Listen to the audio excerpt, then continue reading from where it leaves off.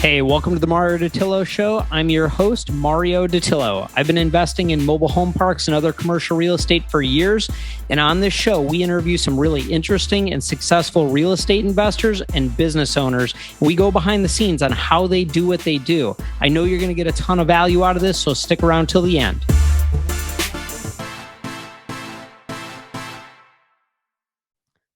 Hey guys, welcome back to the show. I'm really excited because we've got a very prominent guest in the real estate industry here today with me, Joe Killinger out of California, actually Los Angeles market, runs a large brokerage firm, and he handles the operations. He's also a real estate investor. He has a lot of experience, over 30 years in the industry. And so I'm very excited to have him on. We're going to talk about the market. We're going to talk about his experience, what he's seen over those years, and a lot of really good nuggets. So, hey, Joe, thanks again for being on. Really appreciate you taking time out of your day. I know the listeners are going to get a lot out of this today. Thank you for having me on, Mario. You make me sound old, 30 years. And when you actually hear it, you're like, Christ almighty. I know. When I say I've been in business for 16 years, I'm going, wow, how old am I? Totally. I should be sitting on a beach in Bora Bora, but I guess. I know, no kidding. So let's talk a little bit about kind of how you got into real estate and what you're doing now, just to kind of set the platform. And then let's dive into it. Yeah. Well, I'm going to start with, it started from work ethic, because I grew up on a working farm in Nebraska. So, you know, you're getting up, you're doing your chores, you're going to school. So that was instilled in me at a very young age. And so, and I won't go through everything, but I ended up going to school for University of Nebraska for about a semester and a half, ran out of money, headed to California, had $1,200 to my name, got to Flagstaff. My car broke down. They got me for $600, which I now know was a naive kid from Nebraska. I shouldn't have trusted everybody. So I had $600 to get started living in California. So it was a pretty touch and go there in the beginning, but I just always knew that I wanted to get in real estate, but obviously having no money, I just started, ended up getting my license. I was selling shoes at Stride Right Shoe Store in the Laguna Hills Mall for a lot of years. And I was doing telemarketing at night, which, by the way, worst telemarketer in the world here. I was so bad, they moved me into working with some of the computers, and I'm actually worse at that. So I guess they just like my personality. I don't know why they kept me on board. I would have fired me. But so I did that. And so I saved some money and got my real estate license. And I started mentoring whenever I could with real estate agents, because that's really the path that I wanted to go. Quickly realized that residential probably wasn't for me. I was more commercial, numbers oriented, and just started finding people that would let me mentor. It's pretty hard when I got started. You got to remember that when I got started, the internet was in its infancy stages. So it was kind of it was a lot harder then. And so I moved up to Los Angeles, ended up working on a couple movie sets, doing construction, saved a little money, ended up partnering with some people and buying some homes and flipping them. Got out of that just in time because of the economy went down in the early 90s. And really realized that real estate's what I want to do. And I just have to figure out how I could become an investor. And I just ask questions all the time. I would reach out, I would talk to people. And when I would talk to them, I'd try, well, how can I help you? I don't have a lot of experience, but I'm willing to dig ditch.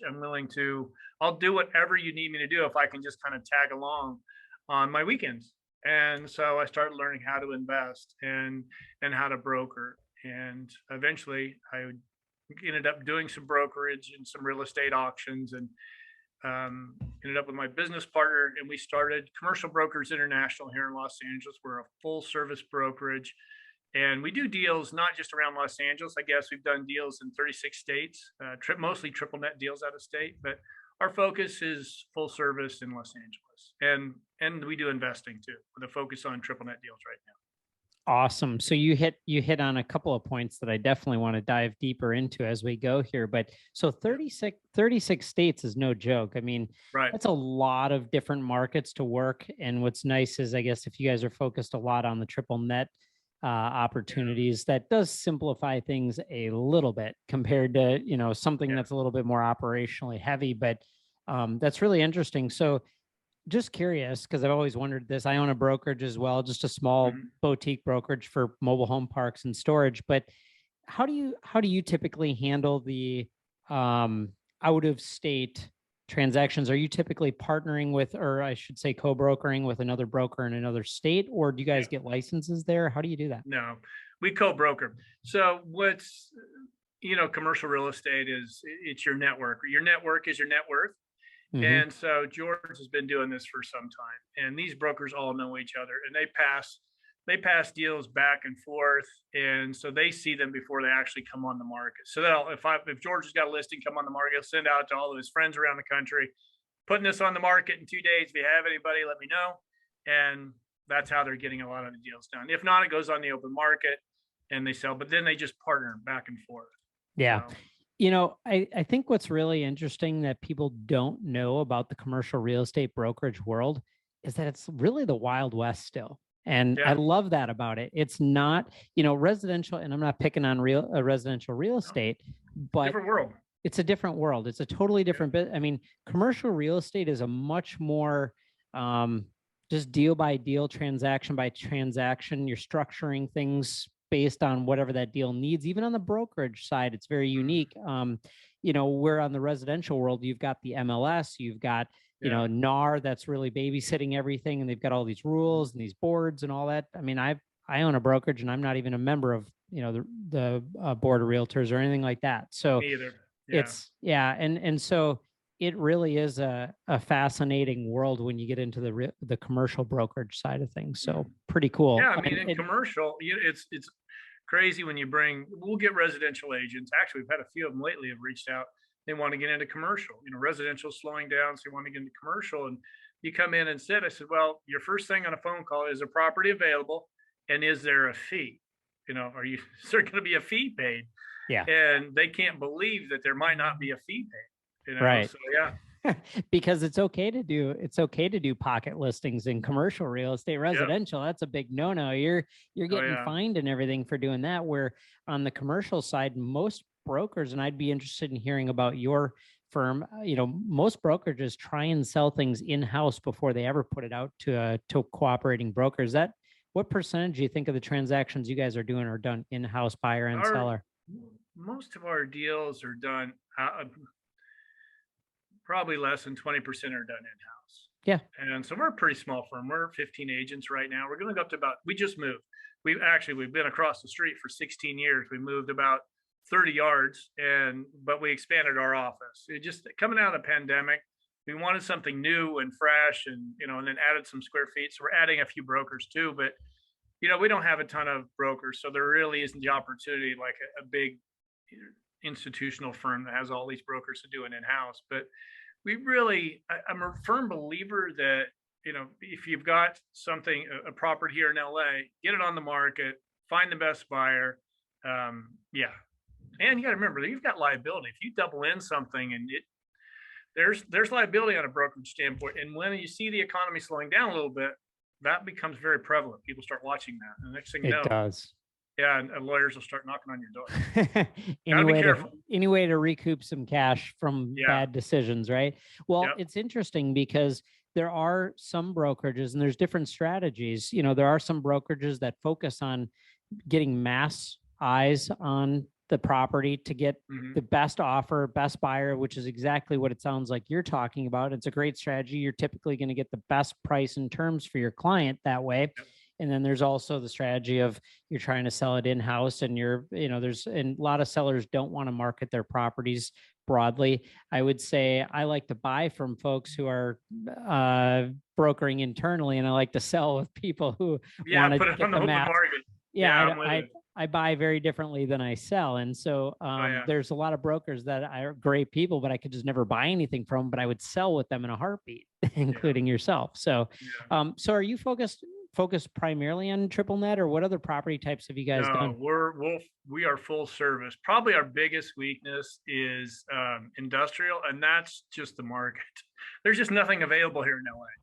And if it is, it's old and tired, and it's. I wish we had more of it, but we don't. We have a couple things that we're working on with it, but office and retail leasing is a big part of it. Investment sales. We got some multifamily deals going. We got a couple retail acquisitions happening.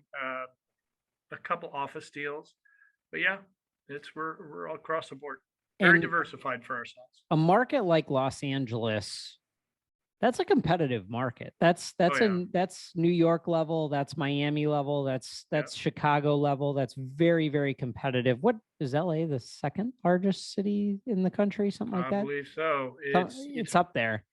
Yeah. So that's a very competitive marketplace to be doing, high dollar transactions with a global buyer pool. I'm sure you've probably got tenants and buyers that are coming in from all over the world to do transactions there. So, I mean, how do you guys compete being a smaller firm? I mean, it's not a small firm, but it's on the smaller end of things.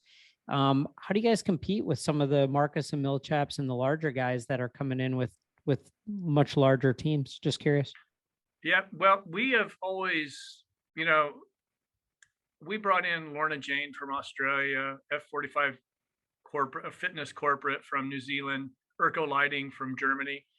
And it was all fine and good when they wanted to be here in Los Angeles, right? This is a few years ago. But they said, oh, okay, we want to go to these other states. And we're like, oh man, we have to give them up. So we had to give them to the CBREs, JLLs of the world. So in the middle of the pandemic, I'm an A-type personality that's a Leo, so I got to keep myself busy, right? Otherwise, something's going to go wrong. And so I started an affiliate network. And so we've got all these affiliates around the country now. And ours is different in that if you belong to do you belong to an affiliate network? I don't, but I need to check out yours, I think. Yeah, it's so we have it. There's fees with them, right? They want these annual fees and and then per transaction fee. And I thought that's just absolutely crazy to me when I started looking, because the numbers are pretty big. And so we launched, it's called the Affiliate Network. And you can see it on our the website here. But it's called the Affiliate Network. And it's a group of independent full service commercial brokerage companies around the country. And if I refer something to somebody in New York or Dallas or any of these major cities, it's a 20% referral, a minimum 20% referral fee comes back to me. Now, if I want to handle it and do 50-50, that's between the brokers. But me as the owner of the company, I don't really make any money right now because I just set it all up. But it's on a closed transaction, a referral fee. And so I've been working all morning. There's one of our New Jersey agents they want to get this client spread around the country. So I'm connecting them with everybody, making sure everybody's on point.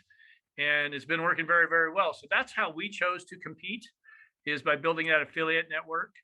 And we also are launching next week. It's going to be Icon Capital Advisors. We're going to have our own mortgage brokerage company that'll launch next week, so we can control that as well. So, love it. Yeah, if you can build a great network, you're going to have, especially with clients that you have where they're buying nationally, they're not just buying in Los Angeles. Mm-hmm. You can really benefit from their growth and help them grow with all your connections in each state. Yeah. So that's really cool. I was going to ask you, from a lending standpoint, I know you're kind of moving into that space as well. What are you seeing in the lending markets that's changed in the last, call it 6 months, 5 months, since interest rates have started ticking up? I don't really, the agents deal on the transactional side. I don't really get into that. But we have seen, people are a little bit more cautious about it. That I know. Yeah. But, I think where we're going, you're going to see, we just started quantitative tightening last week, right? Almost a week ago. And new term. yeah. There's a lot of stuff happening. It's usually easing, right? Yeah. But I've been in this business, like we said earlier, a long time. This is going to be my third or fourth. If it goes into a downturn. I'm lucky to be in Los Angeles in that, we're always the last ones into a recession, first ones out. We didn't go down very much. I think less than 10% the last downturn. Yeah. But our phones are now, our company, Commercial Brokers International, does a lot of marketing. So our phones ring. We got a couple leads this morning that are fairly decent. But yeah, the lending, the money costing more is going to get people you're seeing more multifamily coming on the market out here, which you weren't seeing before. People are a little bit more conscious. They're really, as we were talking earlier, I think that what you're going to see is people are going to have to go back to their fundamentals, right? The last Yes. 10, 12 years or so, there's been a lot of, there's investing and speculating. And, there's going to be less speculating, more investing. You're going to get into the fundamentals. You're going to actually look at the numbers. You're not going to, what's appreciation really going to be? You have to consider cash flow now. You might want to. Yeah. And the tenant you're putting in there, and because you're not going to be able to just replace them right away. And, this morning, I don't know if you saw that Target, their inventory is up like 41 or 43% year over year. That says a lot. It does.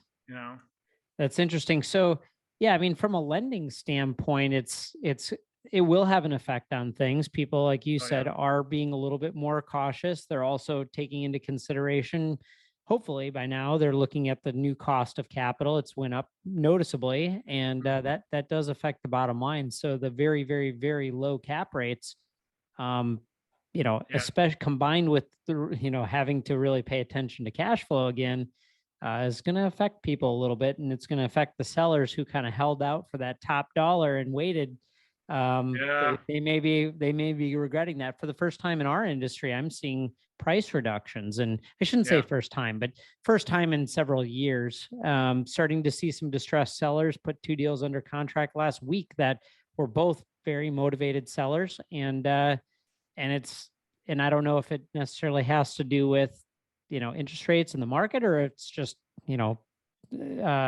just luck. But in the last few if they months, have to refi, it's they refied a few years or financed a couple of years ago. Now they're going to refi or have to refi.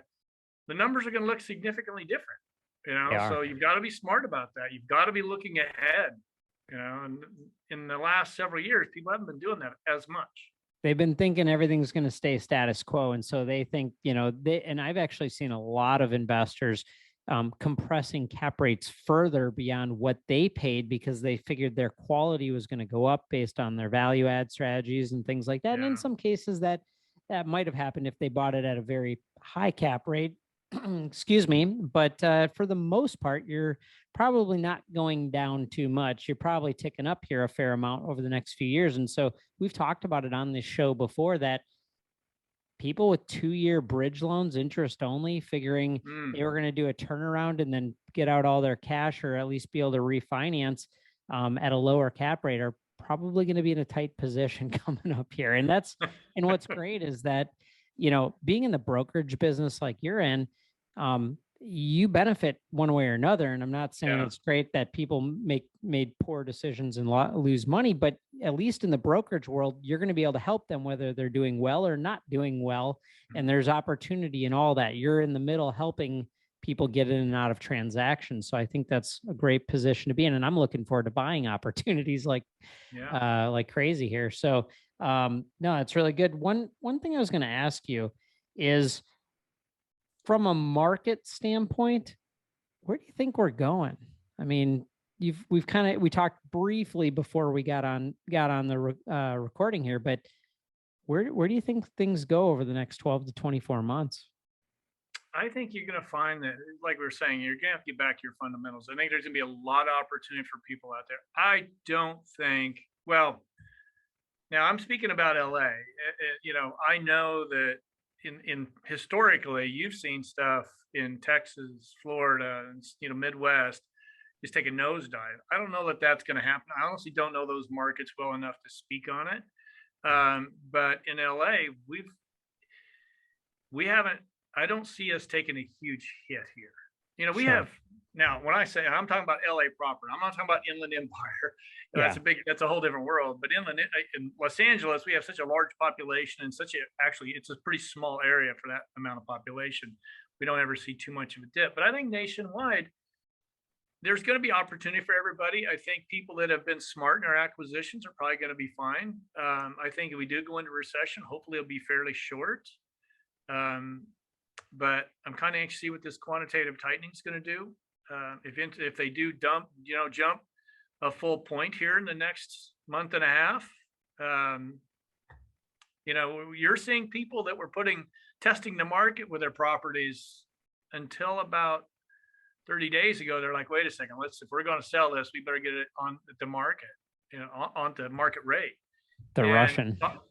Talking to some of the VCs, they're really shorting with the new tech companies they're looking at. They're like, listen, we're going to sit, and that's where, Silicon Beach here in LA, it's all Santa Monica, Venice area. That could take a bit of a hit, because if they're not going to have growth, if they're not going to get more funding, they're really looking at companies to go out and raise that money right now. You better be pretty close to making money or making money. They're not going to take a lot of risk right now. One of the only industries that you don't really have to make money yet to raise a lot of money. The damnedest thing. I take some of those meetings with these people. Yeah, well, at about year 5, we'll start making money. I'm like, God. Yeah, year 5 is insane. It's a dart in the dark. They don't really know. And, and then they're sitting here wanting to do an office lease of 5,000 square feet at $7 a foot. And you start doing that math, you're like, I don't know if I. Yeah, you got a pretty high burn rate, buddy. Yeah, that'd be a tough one. But I think, overall, the country we've always been pretty resilient. But I do think there's going to be opportunities for smart investors going down the road. What's the average size of the purchase transaction or sale transaction that you're doing right now, just in LA? Ooh, purchase, probably 2.5 to 3.5. Nice. Somewhere in there. So there's you can buy some things in the $2 to $3 million range. Yeah. In LA proper. Yeah, well, you're gonna be in some of the more industrial areas. Sure. But yeah. Yeah, interesting. I would have thought much higher price point, just with, like you said, it's a very small geographic area with a very high density. And so very cool. Well, a lot of that, you don't see a ton of it coming on the market is the thing. Yeah. The number of transactions, unless that picks up, there just haven't been a ton of transactions in investment sales. What's it like transacting in a very controlling government environment? I would say California, and I'm not picking on California, but I'm kind of picking on it. I would never buy anything in California, Illinois, or New York, just purely because of the government regulation and the fact that they pretty much hate landlords. So how does that work from a brokerage side, doing business in an environment like that every day? How do you navigate that? It's information. You've got to make sure that every one of your sellers and your buyers completely understand what's coming down the pipeline. This is what could happen. You might have to do this retrofit. When I explain that to people, they're like, really? They're going to, take a look at that. They're trying to get rid of, if they get rid of exchanges, you need to understand that could go if you want out of this.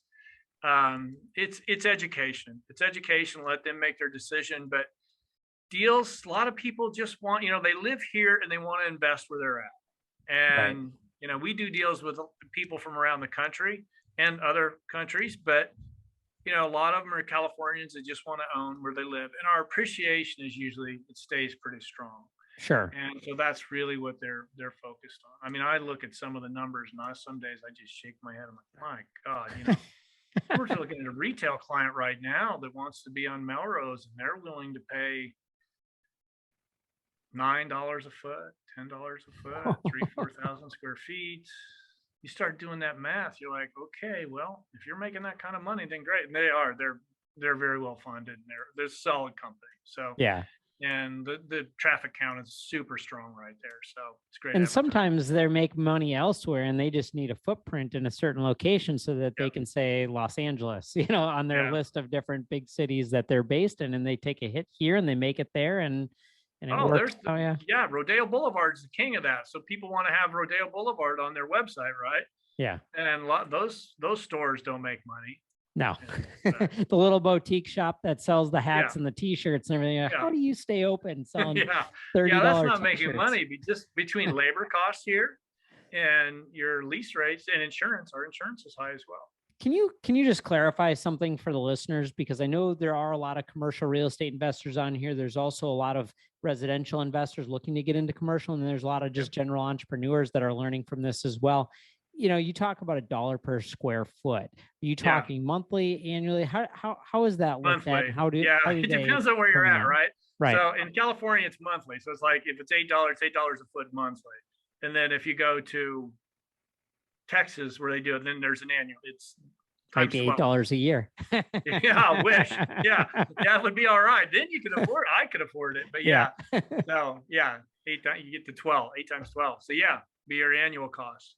Got it. So how are the values, or how are those rent rates determined, in the commercial space when you're talking $1 per square foot, especially for office, retail, industrial too, but how are they determined generally? Just like just market rate. Yep. So you're running comparables, seeing what everybody else is leasing for, and you're competing with all them. your comparables. You look at all of it. Yeah. Yep. So those listening, I mean, it's similar to what you do on the MLS. You'd look up, what everybody's selling for or leasing for, and you're pretty much competing with them. Got it. So I know one of the main things that you do in your business, and you've kind of hinted at this a couple of times indirectly, that you have a team of people, and your main focus in your company is operations, right? So you're managing a team of people. And I think this could be really valuable for listeners who maybe aren't in the commercial brokerage space or aren't in commercial real estate, but they run some sort of company. I mean, what does your day look like as an operations manager for a commercial real estate brokerage? What are you doing most of the time? Mostly it's just how can I bring value to our agents and our company. I get up in the morning and get my morning coffee. This is my favorite part of the day. Morning coffee, and I'm reading, Globe Streets, QSR Magazine, Biz Now, Plain Vanilla Shell, of course, CNBC, and watch my stock market if the stock market go down or up. With coffee, it's a it really wakes you up quickly. And or the real deal. I read all those so I can really, when I'm having conversations during the day and with our agents or with any of their clients or anybody that I'm talking to, we can be informed about what's going on in the country. And then we get in the office and we have training 3 days a week. So Mondays, Tuesdays, and Thursdays at 8:30, we do training for the newer agents, and the agents that have been in it for a while even like to sit in once in a while. And then it's mostly working on our network, the affiliate network, how can we help that, and how can we find more business for our affiliates? How can we focus on finding more business for our commercial brokerage? We do a lot of marketing. So I sit down almost every day with our marketing person. What do we got going out today? Take a look at it, and let's try, sometimes we'll try something new, and really just discussing how we can bring more value to our clients and our agents. And, so it sounds, there's a couple of things that really stood out to me, because I think it's super valuable to be in tune with what's going on in the markets, not only your own market, but global markets and also different asset classes. You said you're watching, the financial channels, which I do that too. And 9 times out of 10, they're not talking about mobile home parks or self-storage, but, it is important to understand what's going on. And sometimes it's, bad news you don't really want to hear, but it helps you to make good decisions and advise clients on what's going on in the general economy, what's going on in the news, and that, because that affects everything. So I love the fact that you start out your day educating yourself, staying in tune with what's happening, and it keeps you very relevant in your world. And I think that's crucial, that a lot of people could take and run with in their own life. And then also, it sounds like you're doing a lot of mentoring. And I know we talked about mentoring before we got on here a little bit, but it sounds like you're both mentoring internally and externally. From the internal standpoint, do you guys operate on any kind of pre-structured business system like EOS or anything like that? Or have you kind of put together your own systems? Yeah, we just create our own. And it just kind of, over the years of it, it gets just to be natural. After you do it so long, it's just like, okay, this is what I have to do next. It's just in you. But it took time. It took training. I used to have a schedule up. This is what I'm going to do all at this point during the day. And I'm going to be returning calls here, doing cold calls here, returning emails here. And so, you have to be very organized in that business. Go ahead. Yeah, well, you have to be. When you get this is what I tell our agents that are new and starting out. I'm like, right now, start your structure, because when you get busy, and you have to go back and create that structure. It's a lot more work. So start it now. And then when you get busy, it's just going to be plug and play. This is That's what I in need to do. every business. Yeah. Yes. Yeah. I love it. Yep. Yeah. So get structured, be organized. Don't just wing it and chase, No. the shiny object or put out the fires constantly all day. It's a matter of being organized and planning out your day.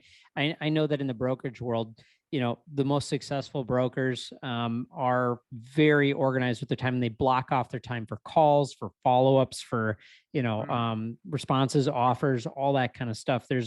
You have to be, because it's a very competitive business, but there's a lot of moving parts. And because you're in a lot of aspects of a transaction, it's very easy to just be pulled back and forth and not be very productive, especially with clients calling you about busy work things. can get in the way. It can. That's what you got to be careful with, is that busy work can just take your whole day, right? So Yeah. the structure really helps with that. So any tips that you would give to folks who are who either currently manage a group of people or are kind of growing a business or an investment group where they're going to be managing more and more people over time? Any tips for them?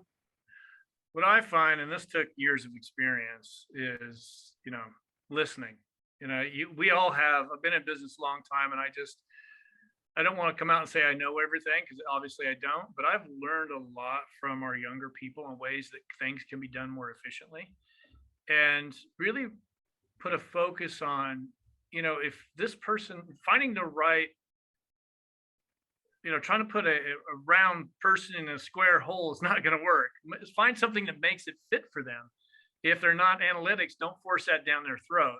Find their strengths and weaknesses, and then try to enhance the experience for them. And and you're going to find that we're all so different. I mean, I'm terrible with math, and so if you want to give me anxiety, give me a math project, watch me just freak out. But when it comes to learning about, when I started marketing, I could sit and watch marketing videos all day and learn about it. That was really my path.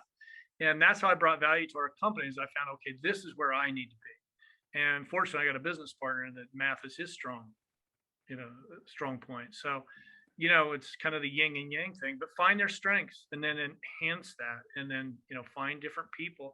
And, something that we do every once in a while is we'll switch it up. Say, okay, Jamie, you're in marketing. Travis, you're in sales. I want you guys to switch for the day. I want you guys, you go, and man, now they appreciate each other's job. And so they never make it a full day. It's usually a half day. And they work together a lot better after that, because they know what it takes to go from one to the next. So they receive. Yeah, they have an understanding. Yeah. They understand what they're going through, because you get a marketing person that's sitting there doing, their marketing, and they're working and they're busy, and they see a salesperson that's on an auto dialer and they're not really talking. So he's not working today. He's just sitting there. I'm like, well, okay, so let's switch this out. And you sit there. She goes, that's so hard. Yep. It's just a different mindset. And they work better because of it. So they really understand what each other is doing, and they look for a way to make each other's experience. And this comes from the top down, is because I explain, this is what I'm trying to do. I don't know what you don't know. So you need to tell me if I'm doing something that you're not understanding. You need to stop and let's walk through it and try and figure that out. Yeah, listening and having good communication with people is crucial. Yeah. I was going to ask you too, do you guys use any sort of personality assessments when you're bringing on team members? We don't, but that is the core of our company. Real estate, as we all know, is trainable. So, you can learn it. You can go in, but I can't train a work ethic, and I can't train a positive attitude. Yeah. And so when I'm interviewing people, that's what I'm looking for. And I will ask them questions just about, their past experiences, and a lot of whys. I always ask why did that happen? Or why do you think that happened? And I listen to their response from there. But yeah, I've never done those personality tests, mostly because I think I'm afraid if I did one, what I might come back. Yeah. Afraid of the truth. Killer, I don't know. We've actually utilized for about a year and a half now, predictive index, which there's a bunch of them, DISC, and there's several others, but predictive index is surprisingly usable and very accurate and very simple to do. It's scary how accurate and how quickly it's like a 30-second to 1-minute assessment, and it comes out very accurate. But also, we've learned that the way to place people into positions is to figure out what their personality is. Like you said, you can train people for things, but if their personality is they're going to be pre-positioned to not enjoy something, they can force their way through it. They can learn it. They've got the skills. It's just in their head, they're going to burn out and they're going to find distractions, and eventually their performance is going to drop because it's not something they like to do. So personality assessment for us doesn't tell us if somebody's qualified. It tells us if they're going to enjoy it and continue to want to grow in it. And it's really changed our company dramatically. We don't hire anybody without a personality assessment before we even interview them. So it's really helped us. I was going to ask you too. It's so hard in this industry. I mean, our turnover rate in our brokerage, it's huge. There's one company, I won't say the name, but 92% turnover within 24 months of new agents. Yes. 92%. You read my mind, because my next question was going to be, how do you recruit in such a competitive, complex, difficult industry to manage it? I mean, I know just being a small brokerage, and I owned a residential brokerage up in Minnesota, it was very challenging for that. But even on, with my brokerage, it's hard to find people who can go 9 to 12 months without a really big bump. And there's a learning curve there, and you got to build up your book of business. And these are slow, complex transactions. Often the due diligence brings up issues and it delays, and you got zoning things, and you got a permit, all this stuff. How do you guys recruit, both to be competitive with the big guys to bring in good talent, but also, how do you retain and recruit folks? Because it is a very difficult business. Oh, very hard. Very hard finding good talent. I mean, our agents are there. They sit outside here sometimes. They hear me talking to potential recruits that we're talking to. And I'm just very stern. I said, listen, 18 to 24 months, you're in this office, 8:30 to 5:30. You'll probably make money before 6-8 months, but chances are, and I said, it's a lot. I said, you're going to be cold call. I break down the day for them. I said, and I can guarantee 18 to 24 months. So, most of them, I don't even get it. They don't really want to do it. But ones I do are willing to come in and actually talk after that. We find some good people, but it's, we've run ads on Indeed. Most of it's word of mouth. It's word of mouth. Like our agents will talk, say, hey, this person was really good. It's somebody that we should be talking to, I think. Do you recruit mostly existing or new agents? Pretty good mix. Actually, I've been getting reached out a lot. So our company has been doing, I think we've been doing SEO work for 15 years. So if you Google a commercial broker in Los Angeles, Commercial Brokers International will come up. Number one, under the paid ads. We don't pay for the ads, but we're right under that. But if you're just searching, so we get a good amount of leads. And I'd say 80% of those leads are no good, but you get 20% we've pulled in some really good clients. And we'll give that to the newer people. We'll say, listen, I'm going to give you this lead, but you got to work with this experienced agents on it. And you're going to do all the legwork and you're going to listen to them. And I like that. Yeah, it really is a good way to get them started. So, it just, and our agents that have been in the business a while are so willing to train because they've been there. They know what it's like. And, it's a very competitive market out here. And so if you don't have the support of your seniors, then, so they'll do 1 or 2 deals probably with a senior, and usually they're on their own by then. But so they start out junior, move to senior. They got kind of a mentorship relationship. And I assume there's some sort of splitting commissions with the senior helping out and everything. So it's motivation for them to obviously leverage their time and coach somebody new. And so it's a win-win. Yeah, we don't get in between that. We let the new agent and the senior agent, decide how much work they're going to do. If the senior agent goes, listen, you're going to do all the work, I'm just going to overlook the contract. They've done them as low as 10%. So just you do everything. You do the showings, you talk to the client.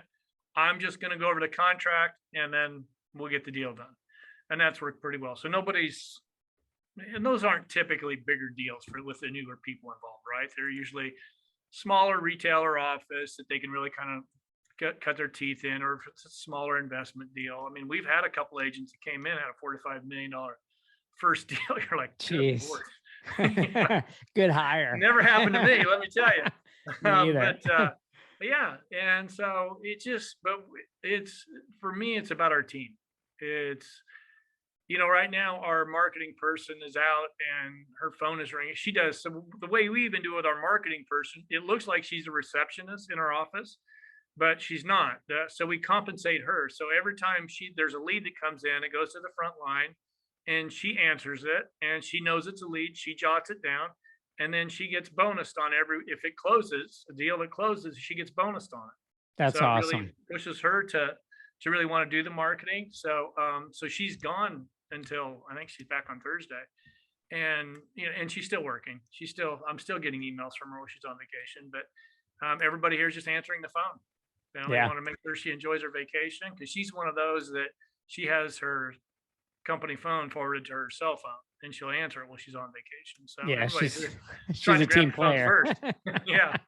So that's a really good example too of making sure that the team wins together. So even though she may have, she's incentivized to make those ads and the marketing do really well. Sure. She takes that first call. So she's got some control. She pushes it off to the person who's going to take it down.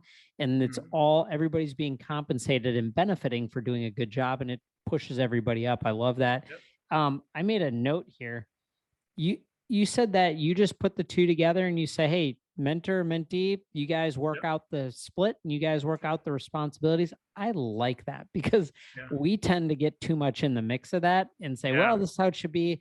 And what we found is that one agrees, one doesn't, and just let them figure it out. They're with commercial brokers too. Typically they're very entrepreneurial, and that's probably one of the biggest challenges of finding good commercial brokers is you need somebody that's entrepreneurial, that wants to work within a team and wants to play as a team member versus just go out and do their own thing. And so I love what you're talking about, what you've done.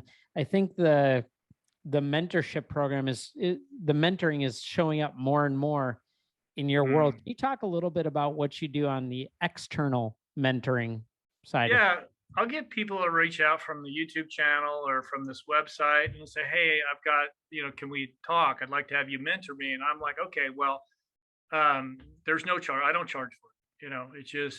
I just am a firm believer that in our industry, to get good people in it, that you're going to need to help them. And the more good people you get, then all boats rise, right? So it really helps. And so they'll just reach out, and I'll do like 15-minute calls every week and just do a quick. So I probably spend about an hour and a half to hour and a half each week just talking to people around the globe. I've learned more about real estate in South Africa, India than I ever thought I would know. I bet. And it's a lot of it's just giving them the support, and they start doing everything and really pushing it. And I'm probably going to lose one next week. He just can't get his arms around it. It's a market I don't really know in South Africa. And so, we're trying to help him along, but it just takes, the Zoom calls they're very short, and, they have their numbers. I don't want to take a lot of time. So do your numbers, tell me exactly what you've been doing, how many calls you've been making, how many emails have went out, how many networking events have you gone to? And What's so interesting, you're doing mentoring for free, which I think is obviously a very giving thing, and obviously it comes back to you through other channels or direct channels. What's just out of curiosity for your agents, what's kind of the call volume, especially newer agents, that you set that bar for them? Do you set the bar, or do they set the bar? And what's I let them set it. I just said, listen, I want to see you guys doing at least, I'd like to see you doing a presentation at least every 2 to 3 weeks. Get a listing presentation. Right now, you don't want in LA, having a multifamily buyer is very difficult, because every broker that gets a listing has 10 buyers on it. Right. So better to get a listing. I'm making notes over here if you can't tell. That's quite all right. Yeah. So what kind of call volume are your top agents doing a week? Any idea? 75 and 100. Some are doing more. Some are doing more. They have a roto dialer, so they're sitting there taking the calls. They're doing a couple hundred, and they're getting more connections. Yeah. But yeah, it's usually minimum is going to be like 75. Nice. Yeah, that's good. And that's 75 contacts with Yeah. owners of some type. Yeah, that's good. That's good volume. I think Yeah. we've got some speed dialers going, and they're making anywhere from 200 to 350 calls a week. But of course, that's not connects. They're probably Right. connecting with somewhere around that 75-ish Yeah. range of owners. And that's, between the other work, you only have so many hours in a day to Yeah. talk to I mean, there people. needs to be everything. I mean, if you're a broker starting out, obviously cold calls, but I push warm calls too. Your sphere of influence, everybody, high school alumni, college alumni, churches, synagogue, wherever, you know, ask for the business there. Yeah. I ran into an agent that ended up quitting our company because he got promised the world from another company. He's actually wanting to come back to our company now, but I couldn't get him to ask friends and family and the alumni, all those connections for the business. And now it's 72% of his business. Yeah. And he goes, man, I wish I listened to you a couple of years ago.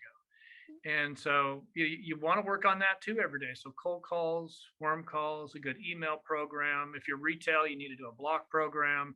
Get out there, get on the streets and get to know everybody, but you got to do the work. That's really good. Yeah. And that goes for all sales roles. Any company that has salespeople in them, you've got to make sure your team is out there pounding the pavement, not just waiting for things to come in, and knowing the difference between an outside salesperson and an inside salesperson. The type of business that we're talking about is really a lot of outside sales. They're going out and drumming up the business. They're not just, they get leads, it sounds like, from marketing as well, but they're building those relationships. They're going out there and doing it. They're not getting served up on a silver platter. And so getting the right people and building their expectations. I love how you said too, that when you're interviewing them, you actually tell them, look, you're not going to make money probably for 6 to 8 months at least. Mm-hmm. And I do the same. I mean, in the brokerage world, it's going to take a while.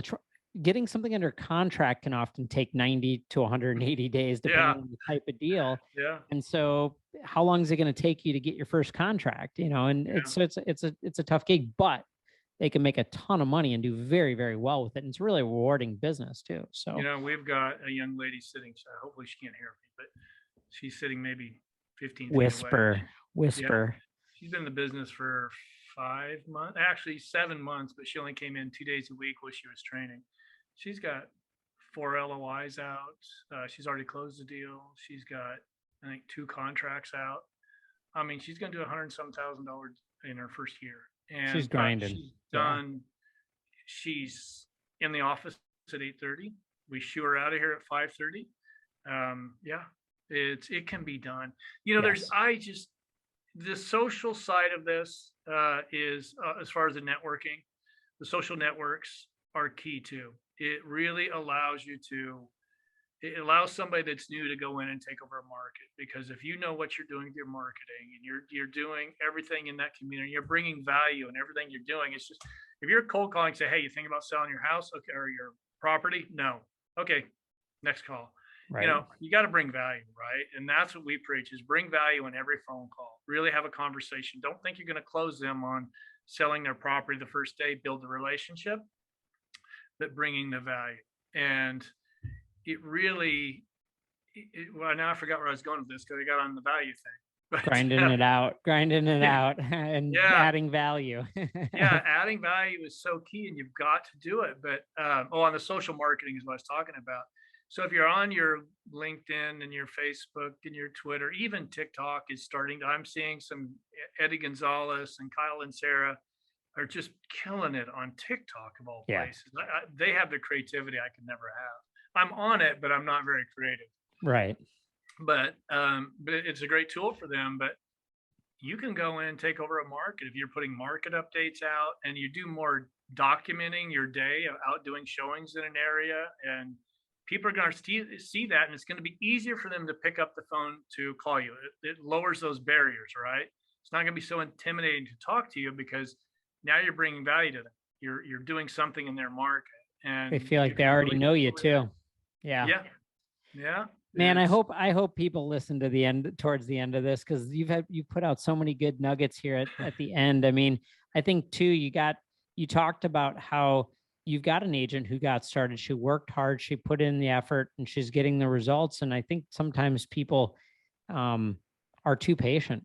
Like I think it's important to have realistic expectations, and at the same time, you've got to go all in and just be super committed and know that you're going to grind it out for a couple of years to get that pipeline going. And this is with any business, really. But yeah, really good. Hey, we are running out of time here, but what I want to make sure, Joe, is that everybody knows how to get a hold of you. And you had mentioned your website before, but can you just shout that out loud for all the listeners who aren't seeing the visuals? You bet. Well? We got right there. It's backward. That's the website, or you can call me directly. It's 310-943-8542. 310-943-8542. And that is one other thing is, go ahead. Know what your competition is doing. Know what your competition is doing and do it better.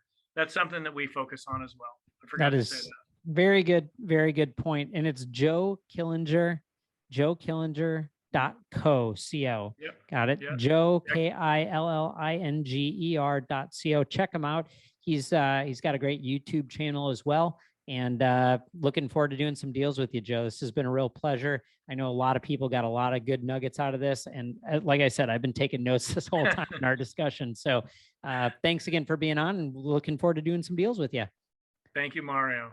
All right, guys. Hey, catch you on the next one. Thanks for listening. I hope you got out of this as much as I did. I'd really appreciate it if you could leave a 5-star review so we can reach more people. Jump over to mariodattilo.net and find out what else I got going on. Be sure to connect with me on all the socials, and I'll see you on next week's show.